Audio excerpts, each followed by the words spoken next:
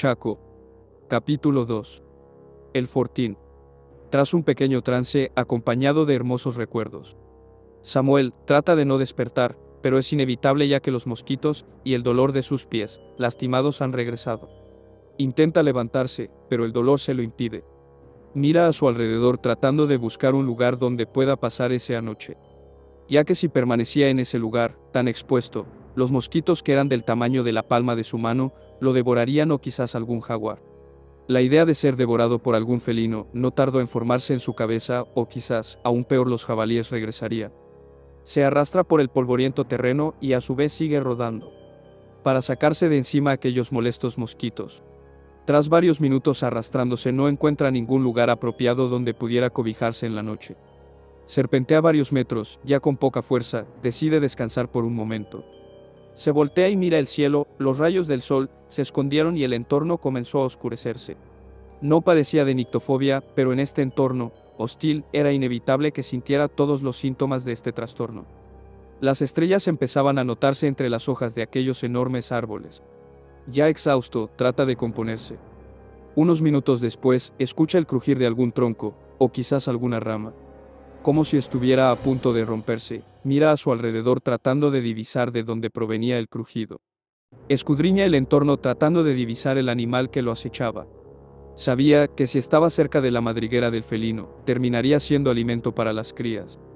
El crujido empezó a agudizarse. Momentos después, el desafortunado Samuel cae en una cueva, justo donde se encontraba acostado. Tras romperse las vigas que sostenía el techo, cae brusca y estrepitosamente en aquel lugar. Las hojas secas lo cubrieron por completo, junto con la arena blanca que cubría el techo de aquella extraña cueva. Se golpea la cabeza tras la caída y se desmaya. La noche entera había transcurrido en ese paraje. Samuel despertó con el cuerpo entumecido, la espalda apoyada contra el suelo de la cueva. Apenas podía recordar cómo había llegado allí, pero el dolor en su cabeza le recordó la caída. Había dormido toda la noche, en aquel refugio, improvisado, protegido de la intemperie y del viento cortante que soplaba fuera. La oscuridad seguía envolviéndolo, solo rota por el tenue resplandor que se filtraba por una grieta en lo alto. El aire estaba impregnado de tierra seca, las paredes le daban una sensación de aislamiento absoluto. Aunque su cuerpo se sentía descansado, su mente aún estaba nublada por el desconcierto. Se incorporó con cautela, tanteando con las manos el suelo arenoso. Había pasado la noche allí dentro, sin más compañía que el murmullo del viento en la entrada y el latido pausado de su propia respiración. Ahora, con los primeros destellos de conciencia, supo que debía salir de aquel lugar. Si es que podía. El dolor en su pie había regresado, un latido constante que lo devolvía a la realidad. Había caído en el interior del viejo fortín y la oscuridad lo había vencido. Ahora, con la luz del nuevo día filtrándose por las grietas de la vieja estructura, comprendía que tenía que actuar rápido si quería salir de allí con vida. El fortín, que en otro tiempo debió ser un refugio, ahora parecía un sepulcro abandonado. Con esfuerzo, Samuel se incorporó, palpando su pie herido. La sangre seca manchaba su tobillo y el dolor punzante le recordaba la gravedad de su situación. Trató de poner peso en el pie, pero un grito ahogado se escapó de sus labios. Las espinas penetraron profundo. Cojeando, empezó a explorar el lugar. Entre los restos y el polvo acumulado, vio unas herramientas viejas tiradas en el suelo. Una vieja azada oxidada, una pala con la madera astillada, una carretilla de madera y un serrucho antiguo que apenas conservaban filo. No parecían tener utilidad inmediata, pero podrían servir más adelante si se encontraba en una situación desesperada. Cerca de una de las esquinas del fortín diviso unas antiguas damajuanas que estaban cubiertas por una lona, polvorientas y abandonadas. El recipiente, de vidrio, tenía formas abombadas, revestidas con mimbre en la base. Las destapó con cuidado, sintiendo un olor fuerte y penetrante. Alcohol. Aunque el líquido no parecía estar en las mejores condiciones, era lo único que tenía para tratar su herida. Rompió un pedazo de su camisa, empapándolo en el alcohol, y lo pasó por su pie. El ardor fue intenso, como si miles de agujas se le clavaran en la carne, pero se obligó a soportarlo. Sabía que tenía que evitar una infección si quería tener una oportunidad de sobrevivir. Una vez desinfectado, se dejó caer sobre un viejo banco de madera. Su respiración agitada, y se dedicó a observar el lugar con más atención. El fortín estaba casi en ruinas, pero podría ofrecerle un refugio temporal. Afuera, a través de los huecos en las paredes de madera, el Chaco paraguayo se extendía ante él, inmenso e indómito. No conocía bien la región, era un terreno hostil, seco y lleno de peligros que no podía prever. Pero quedarse allí, indefinidamente, no era una opción. Debía buscar una forma de orientarse. Recordó vagamente haber escuchado sobre los riachuelos y caminos secundarios que cruzaban la región, usados por los pocos pobladores y animales que se aventuraban en ese inhóspito lugar. Pero para llegar a uno de ellos, necesitaba primero recuperar la movilidad de su pie. Se pasó una mano por el rostro, limpiándose el sudor mezclado con polvo. No hay tiempo para lamentarse, se dijo a sí mismo. Debía armarse de valor. Sabía que fuera del fortín, más allá de los árboles retorcidos y el suelo arenoso, lo esperaban desafíos impredecibles.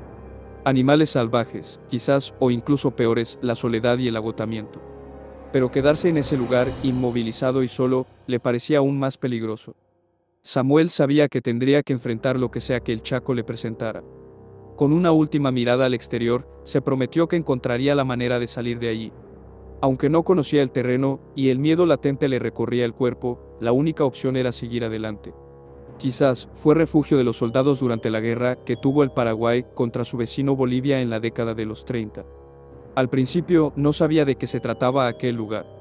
Se sostiene por un pequeño banco hecho de tronco, hace un esfuerzo y se sienta sobre la misma.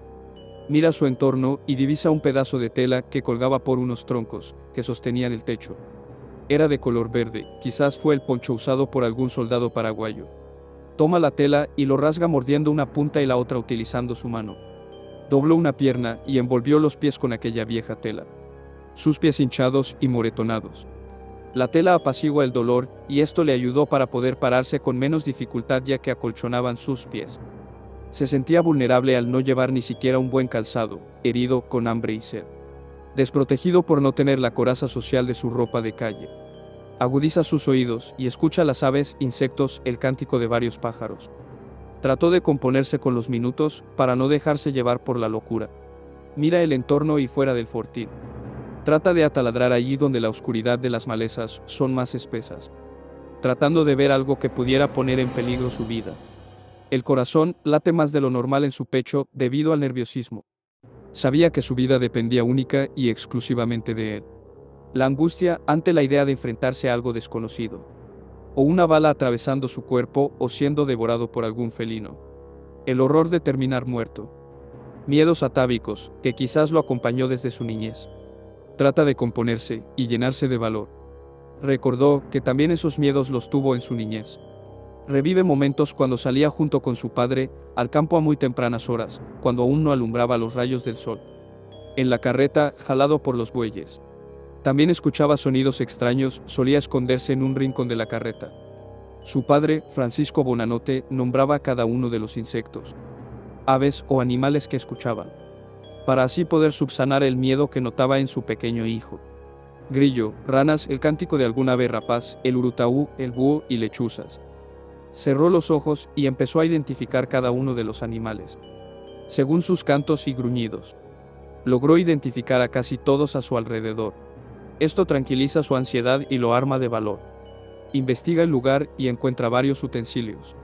Platos de aluminio, tazas de aluminio, cantimploras y cubiertos. Una cama antigua de madera que estaba hecha de cuero de ganado entrelazado, llena de tela de arañas y polvo por el abandono. Toma todo lo que podría servirle y los pone sobre un tronco de madera cortada. Quizás fue utilizado como mesa. Se sienta sobre el tronco y contempla aquel desolado lugar.